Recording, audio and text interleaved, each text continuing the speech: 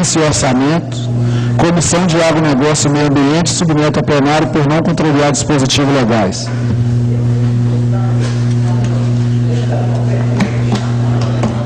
Projeto de Lei número 052/2012, altera a Lei Municipal número 2000 de 2011. Interessado, Celito Francisco Sari, Prefeito Municipal. Comissão de Constituição, Justiça e Redação, Comissão de Finanças e Orçamento, submete ao plenário por não contrariar dispositivos legais.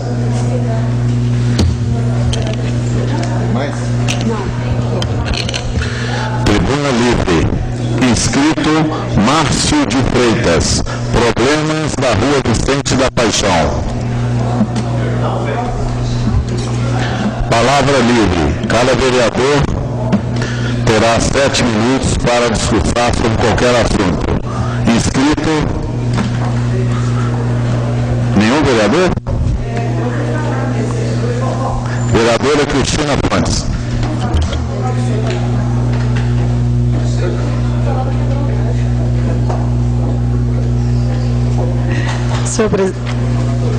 Senhor presidente, colegas vereadores, público presente, boa noite.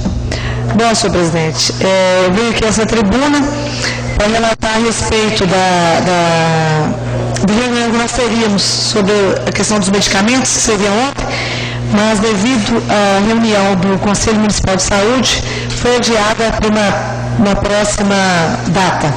Mas ontem de manhã, eu conversando com a secretária, e ela está muito preocupada porque tem o REMAME, né, que eles dizem, que regulamenta a distribuição de medicamentos a nível federal, para a gente poder criar a REMUME, uma regulamentação municipal para a distribuição dos medicamentos, que seria a legislação municipal. Nós vamos discutir em cima disso para poder criar esses mecanismos, porque o que foi combinado semana passada, as pessoas continuam sem medicamento ainda, as pessoas estão reclamando, estão nos ligando, então fica essa situação difícil. Mas a secretária combinou de reunir com a farmacêutica e já trazer uma minuta, um anteprojeto para a gente poder debater. E hoje, senhor presidente, eu fui chamada para uma reunião da Secretaria de Defesa Civil, onde eu fiquei muito satisfeita ao ver o projeto nosso, famoso de engenharia pública, que hoje é uma lei, né, a Lei Municipal 2170 de 2011, tinha a inicial, em 2005, no vereador Arnaldo Andrade, e ano passado, eu fui autor dessa lei, tendo em vista a importância da mesma, a questão de construções, a questão de quem não tem condição de pagar um engenheiro. Bom, engenharia pública, né, que o senhor queria colocar no CAC. Então, uma ex-funcionária da prefeitura, Maria Cláudia, ela está com uma proposta de fazer escolher um local de Viçosa para ser o piloto desse projeto. Uma área menor para poder... E o que eu achei mais interessante, ela é ex-servidora da prefeitura, faz doutorado na universidade, é professora hoje da Univiçosa, né, faz doutorado na UFV, é professora da Univiçosa Exuve, né, curso de engenharia civil. E ela quer dar parcela de contribuição dela para o município. Então, estávamos reunidos, eu, o secretário Cléris, o diretor do EPLAN, o Edson, a Maria Cláudia, a Edilene, né, da Defesa Civil, o Arnaldo, que é o autor do primeiro projeto, não pôde comparecer. Então, nós tivemos essa grata satisfação de ver o empenho das pessoas em poder colocar em prática essa legislação. Mas um trabalho coletivo, um trabalho discutido, envolvendo vários cursos, geólogos, arquitetos, engenheiros, para que possamos fazer, né, para que o Executivo Municipal, em parceria com essa casa, possa fazer a aplicação correta dessa lei. Né? Vereador. Se permite a parte, eu gostaria de salientar, e a senhora pode, em nome da Câmara Municipal, oferecer a escritura do CAC, uma vez que a carteira de identidade vai descer para a sala anexa ao lado, aquela parte superior onde funciona hoje a identidade, que é uma área relativamente ampla, e para claro, um caso específico de estagiários, de pessoas que possam subir escada para fazer um trabalho, essa área estará à disposição se a prefeitura ou se a interessada quiser utilizar também a estrutura do CAC. Sim, obrigado, presidente. Eu vou passar para eles uma questão mesmo inicial, a questão de estagiários e a mão de obra mesmo, né, de pessoas qualificadas para o projeto. Mas eles foi a primeira reunião, novas reuniões acontecerão, para, se Deus quiser, a gente poder ver essa lei sair do papel, que é mais uma lei bonita, mas tem que ser implementada. E aqui cumprimentar as escolas, creches, bairros que fizeram as suas festas juninas esse final de semana. A gente pode acompanhar lá no Tico-Tico, na Dona Maria Alice, lá na Amoras, no Bom Jesus, pessoas que estão aí no mês de junho comemorando, né, realizando suas festas juninas. E o Parlamento Jovem, como o vereador Antônio Elias, o secretário da mesa diretora, já disse, ele fez a leitura aqui do convite da plenária estadual, que acontecerá na semana que vem, a reunião, os delegados e alguns monitores e a direção da Câmara da Escola Legislativa estarão em Belo Horizonte participando das discussões finais, e nós participaremos, como todo ano, certamente, no dia 29 de junho, na próxima sexta-feira, no plenário da Assembleia, da plenária estadual do Parlamento Jovem, cujo tema esse ano é Educação Cidadã. Obrigado, senhor presidente. Eu me inscrevo novamente. Obrigado.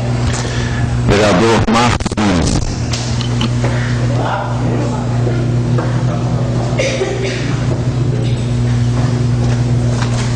Muito obrigado, senhor presidente. Primeiro momento, boa noite a Vossa Excelência e demais membros da mesa. Cadê os membros da mesa, né? Estão todos fugidos. Os meus colegas, o público que aqui também nos prestigia no dia de hoje também, todos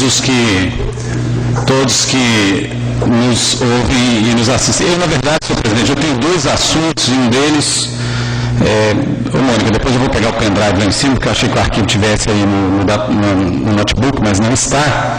Mas eu queria, no primeiro momento, relatar um assunto polêmico, que eu acho que é obrigação a gente está aqui colocando de público, a respeito, da verdade, do processo número 351/2008, que tramitava no CODEMA, que o interessado é o senhor Marco Antônio Vanetti, e diz respeito à construção de um prédio ali na Praça do Rosário. Eu tenho aqui alguns pareceres, eu vou ler só parte deles, como membro lá do CODEMA, só para vocês terem ciência mais ou menos do que aconteceu.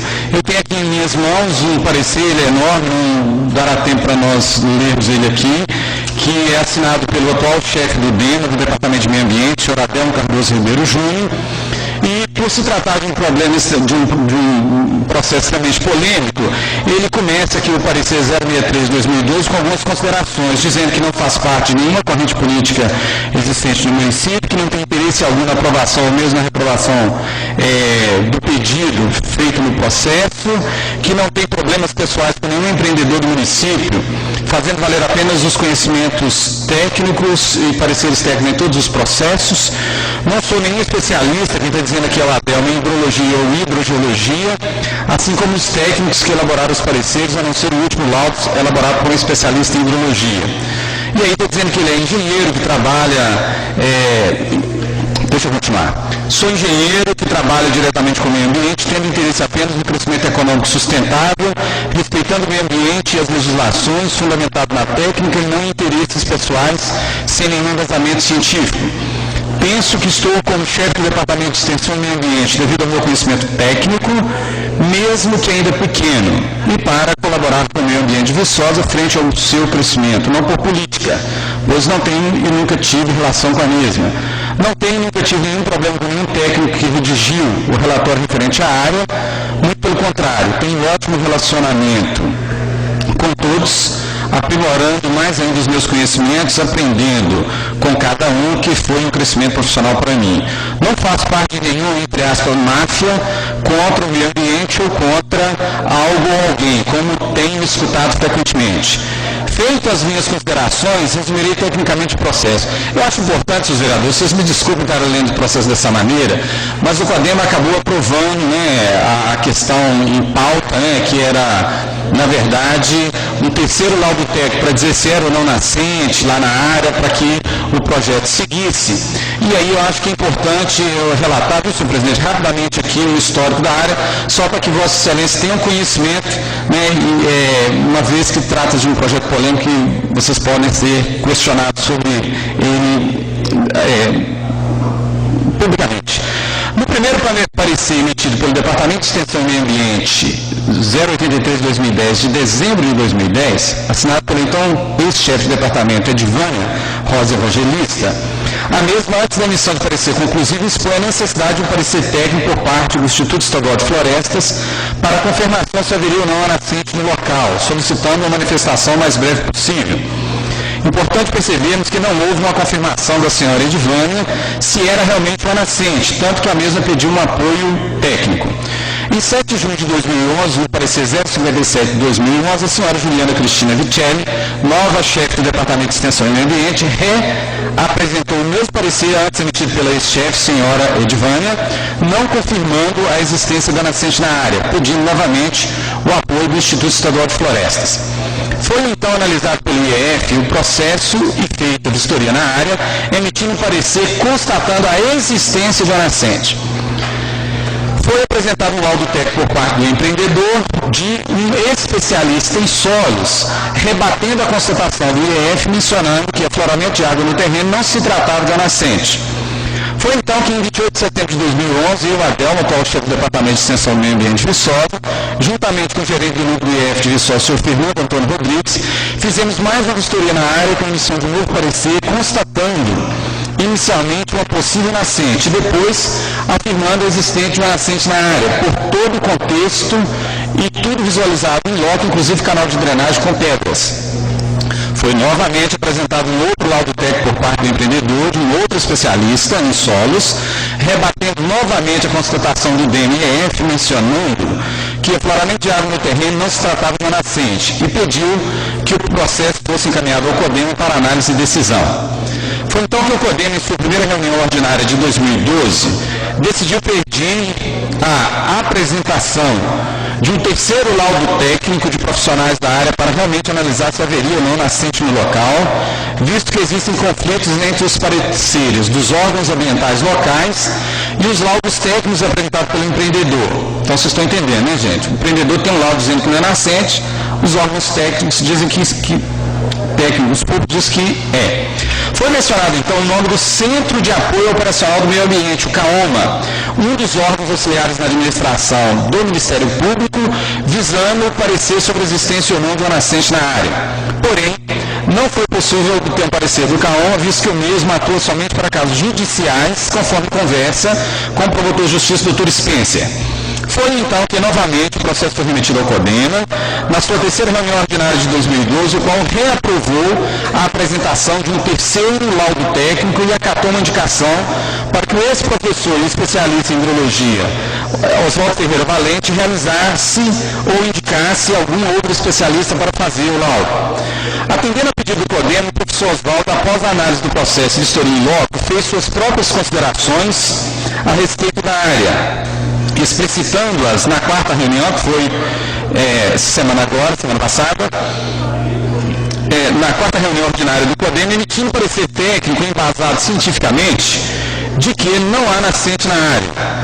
Na verdade, também o professor Oswaldo Valente, ele se embasa no novo Código Florestal, que na verdade foi esse embasamento dele que permitiu que se votasse esse processo.